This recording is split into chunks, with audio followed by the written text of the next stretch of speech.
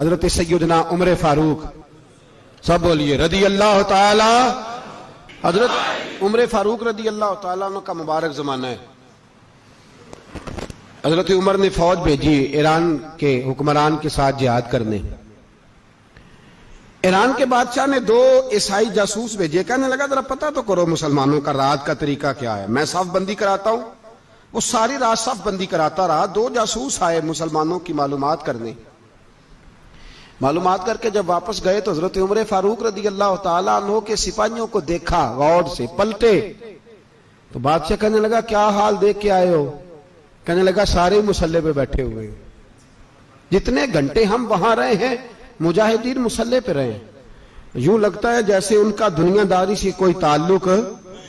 اور کہنے لگے بادشاہ کوئی ایسی طاقت ہے جس کو وہ بلا رہے تھے، کوئی ایسی قوت ہے جس کو وہ پکار رہے تھے، ہمیں بھی وہاں کھڑے ہو کے محسوس ہوتا تھا کہ ہاں کوئی ہے جو آ جائے گا ان کی مدد کے لیے، کوئی ہے جو پہنچے گا ان کی مدد کرے گا۔ ایران کا بادشاہ کہنے لگا مجھے سمجھ آ گئی ہے، وہ جسم کی طاقت سے ہی نہیں لڑتے، وہ کوئی غیبی طاقت ہے جس سے وہ لڑتے ہیں۔ بھائی وہ غیبی طاقت بھی تو ہمارے پاس ہم نے ناراض کر لیا نا، وہ بھی تو نہیں نا، مسجد کا رخ بھی تو کوئی نہیں۔ اور میں نے پچھلے جمعے بھی کہا تھا، پھر کہتا ہوں، وہن ہو گیا امت کو۔ نبی پاک نے فرمایا امت کو وہ کیا ہے، دنیا سے محبت ہو گئی ہے، موت سے کراہت ہو گئی ہے، وہن ہے۔ صحابہ کرام کو موت سے بڑا پیار تھا، موت سے بڑی محبت کر، ہماری طرح نہیں وہ کہتے تھے مریں گے تو منو مٹی، تو وہاں ٹھیک ہے عذاب قبر حق ہے، لیکن میں کہا کرتا ہوں سالوں کے بعد جو پردیس سے ماں کے پاس آئے، ماں اسے عذاب نہیں دیتی، اس کا ماتھا چوما کرتی ہے۔ اور بھائی جو رب کریم کی بارگاہ میں جائے گا تیرا کیا خیال ہے، گل سڑ جائے گا؟ مدینے والے حبیب نے فرمایا قبر المومن روضۃ من ریاض الجنہ، فرمایا میرا مومن جب قبر میں جاتا ہے تو اللہ جنت کے سارے دروازے کھول دیتا ہے، وہ تو اللہ کی رحمت میں پہنچتا ہے۔ کون کہتا ہے مومن مر گئے، وہ تو قید سے چھوٹے اپنے گھر گئے۔ کون کہتا ہے قبر میں عذاب ہے تو صرف عذاب ہی ہے، ہاں مجرم کو سزا ملے گی، لیکن مومن ہمیشہ جہنم میں، وہ بالآخر جنت میں جائے گا، بالآخر جنت میں جائے گا۔ اور کسی درویش نے بات کی، وہ کر کے چلے گئے، بر کمال ہی کر گئے، کہنے لگے دوزخ میں تو کیا، میرا سایہ نہ جائے گا، کیونکہ رسول پاک سے دیکھا نہ جائے گا۔ نبی پاک سید عالم علیہ السلام کے غلام تو دیکھو نا، ساری زندگی عمر فاروق، بخاری پڑھو تو صحیح، ساری زندگی عمر ہر نماز کے بعد کہتے تھے اللہم ارزقنا شہادت فی سبیلک، اللہ بسترے پہ موت نہ دینا، موت مجھے شہادت کی دینا۔ حضرت سیدنا مولا علی شیر خدا کرم اللہ تعالیٰ وجہ الکریم ساری زندگی کہتے رہے اللہ، علی نے میدان میں عمر گزاری ہے، اسے شہادت کی موت عطا فرما۔ او بھائی یہ تو شہادتیں مانگنے والے۔ حضرت امام حسین میدان کربلا میں کھڑے تھے، شمر کہنے لگا حسین تیری چاروں جانب موت ہے، تو آپ فرمانے لگے تجھے ابھی ہمارا پتہ ہی نہیں، موت سے تو ہمارا پیار چلتا ہے۔ اور فرمایا یہ شہادت تو ہمارا پیچھا کرتی ہے، پہنچ جاتی ہے جہاں ہم ہوتے ہیں، موت سے ڈر آ رہا ہے۔ مسلمان کا مرنے کو دل نہیں کرتا، ورنہ وہ اتنی بڑی کوٹھی میں کون رہے گا؟ مرنے کو دل اس لیے نہیں کرتا کہ وہ جو 6 کروڑ 10 کروڑ ڈالر لوٹ کے رکھے ہیں، مر گئے تو کھائے گا کون؟ وہ فقیر فاقہ مست تھے، ان کا گھر ہی کوئی نہیں تھا، ان کے بینک بیلنس ہی کوئی نہیں تھے، وہ کہتے تھے گھر ہمارا ہے وہ جو ہمارے رب نے تیار کیا ہوا ہے، ہمارا بینک بیلنس ہے وہ جو ہمیں جنت میں جا کے ملے گا۔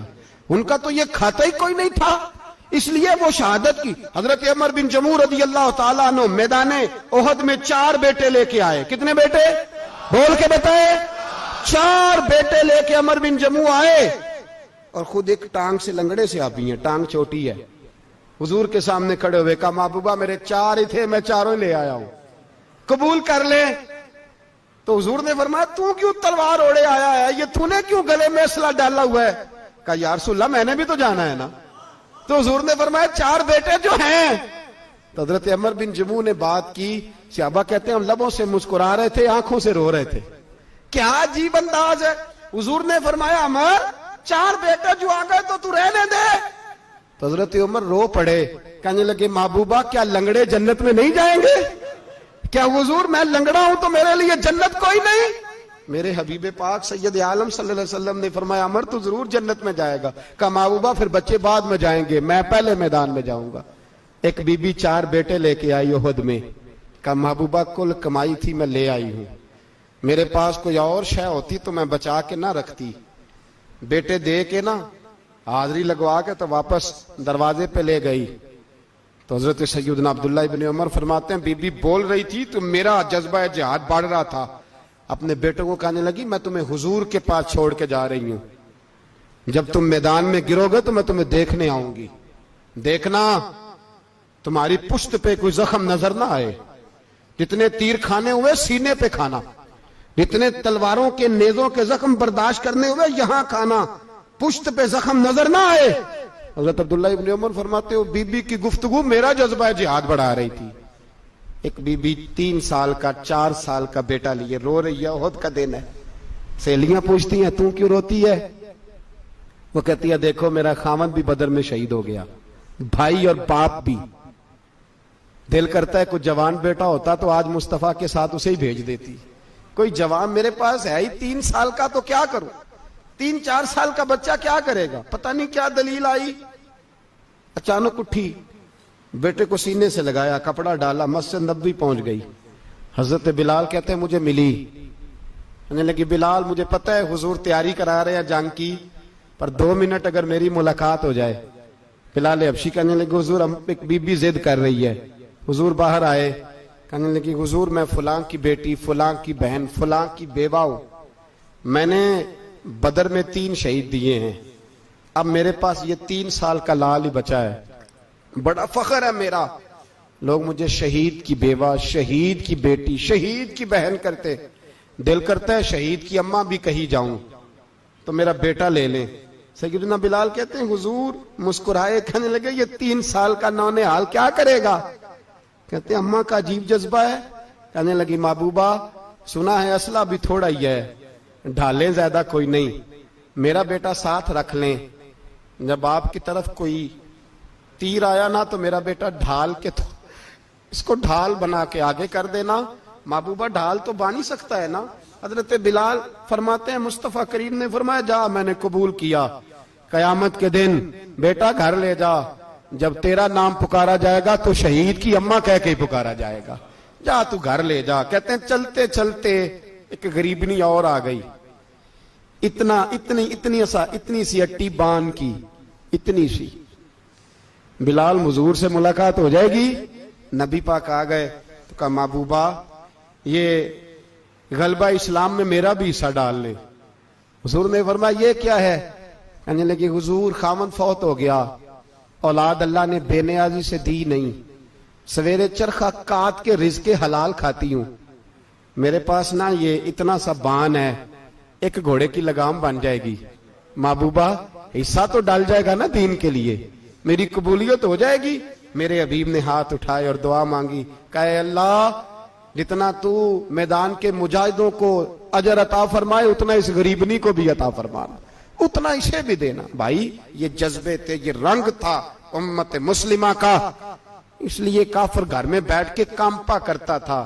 اب اسے پتا ہے یہ اے والی کار سے نہیں نکل سکتے, اسے پتا ہے کہ ہم نے انہیں بوتل پہ لگا دیا ہے, اب یہ پیپسی مرینڈا اور یہ پی کے کھانے کے ساتھ تو یہ مست رہتے ہیں, اب یہ نہیں نکل سکتے گھر سے.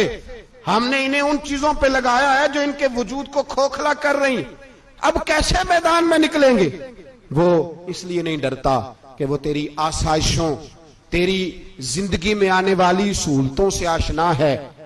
موت بستر پہ بھی آ جاتی ہے, لیکن جس کو میدان میں آتی ہے وہ ساری زندگی زندہ رہتا ہے, وہ ساری زندگی زندہ رہتا ہے. بھائی مرنا تو ہے, لیکن اگر زندگی دین کے کام آئے گی تو امر ہو جاؤ گے, بچ جاؤ.